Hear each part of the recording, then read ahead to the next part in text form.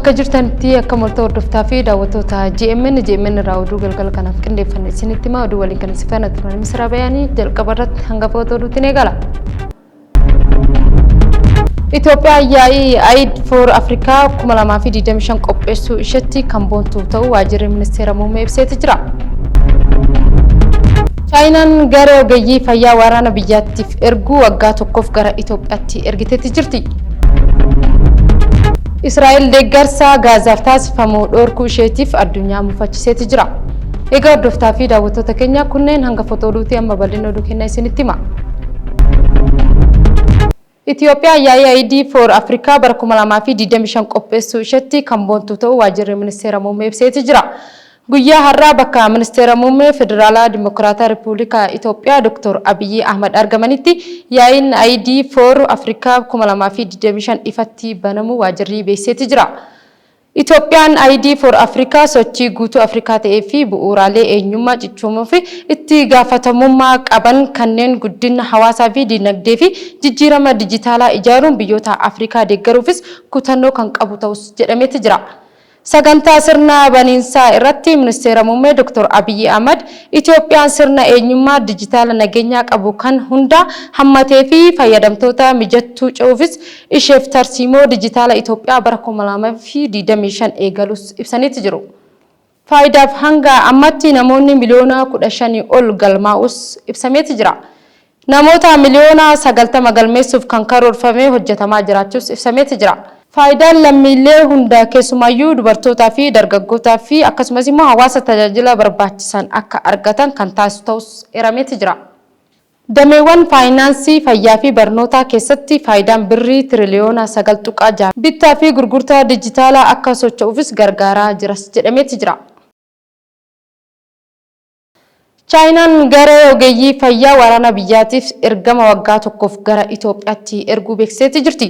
Gareen gargaarsa yaala fayyaa waraana bilisummaa uummata Chaayinaa PLA'n tuutaa 11ffaan tajaajila yaalaa waraana Itoophiyaa deeggaruun ergama waggaa tokkoof raawwachuufis gara Itoophiyaatti imaluu ministeerri ittisaa Riippaabilikaa uummata Chaayinaa beeksiseeti jira. Ministeerichi ibsa baaseen gara ogeeyyii fayyaa waraana hanga ammatti gara Itoophiyaatti ergan keessaa isa guddaa ta'us ibseeti jira. Gareen ogeeyyii fayyaa kunneen waraana 14ffaa kan of keessaa qabu yoo ta'us adda durummaan hospitaala sadarkaa jalqabaa yuunivarsiitii meedikaala PLA waliin hidhata kan qabu ta'us himameeti jira. Akka ministeerichi jedhutti gareen kun wal'aansa kiliinikaa teknoolojii wal'aansa bulchiinsa hospitaalaa fi deeggarsa loojistiikii dabalatee dameewwan wal'aansa balaa irratti kan bobba'us ta'us himameeti jira. Waliigalteen faana Itoophiyaa fi GMN jira miidiyaa neetworkii gidduutti raawwatamutu ibsame. Bal'inni isaa Lubeen Girmaa akka itti aanutti qindeessite. Waliigalteen faana Itoophiyaa fi GMN gidduutti raawwatame guyyaa har'aa caamsaa 12 2017 dhaabbanni faana Itoophiyaa fi jira miidiyaa neetwork waliigaltee hojii mallatteessan. Waliigalteen kunis sanada fuula 5 kan qabu yoo ta'u dhimma sosochii ispoortii hariiroo hawaasummaa fi jabina qaamaa kan jabeessu ta'uun sanada waliigaltee keessatti kaafamee jira. Hundeessituu fi hojii gaggeessituu kan taate atileet Faantuu Maagisoon shaampiyoons liigii addunyaatti fiigicha meetira 400 fi meetira 800 seenaan ishee kan yaadatamudha. Waliigaltee kana kan mallatteessan hundeessituu faana Itoophiyaa atileet Faantuu Maagisoo fi itti aanaa daayireektara GMN Saamsoon Darajjee gidduutti waliigalteen mallattaa'eera. Oromiyaa keessatti torban tokko keessatti balaa tiraafikaa lubbuun namoota 18 darbuun himameeti jira. Naannoo Oromiyaa keessatti caamsaa 4 hanga caamsaa 10 bara 2017 gidduutti balaa tiraafikaa mudatee lubbuun namoota 18 yoo darbu namoonni 21 immoo miidhaa cimaa mudatus himameeti jira. Akkasumas immoo miidhaan qabeenya irraa gahee birrii biliyoona 1 fi 200,000 ol ta'us ibsameeti jira. Ogeettiin kutaa to'annoo tiraafikaa naannoo Oromiyaa Inspektar Masalaa Abarraa akka himanitti namoonni umriin isaanii waggaa 16 hanga waggaa 52 ta'an torban tokko keessatti balaa mudatee lubbuun isaanii darbutu himameeti jira. Duuti kuni konkolaattota fe'umsaa geejjibaa uummataa konkolaataa miila 3 baajaajii fi motorsaayikilii akka mudates gabaafameeti jira. Sababoonni balaa kanaa saffisa daangaa ol oofuu fi namoota miilaan deeman dursa kennuu dhabu rakkoo teknikaa konkolaataaf dursa kennuu dhabu akka ta'es himameeti jira.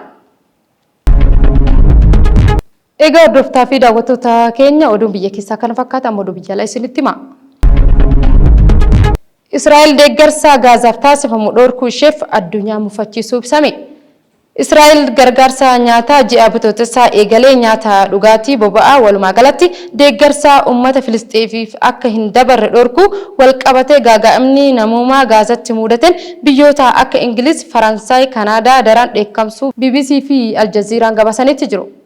Israa'el gargaarsa namummaa dhorkuu kan itti fuftu taanaan tarkaanfii irratti fudhachuuf kan dirqaman ta'uu ibsuu isaanii walqabate Israa'el gargaarsa namummaa muraasa Gaazaa akka seenu hayyamuu ishee beeksisetti jirti.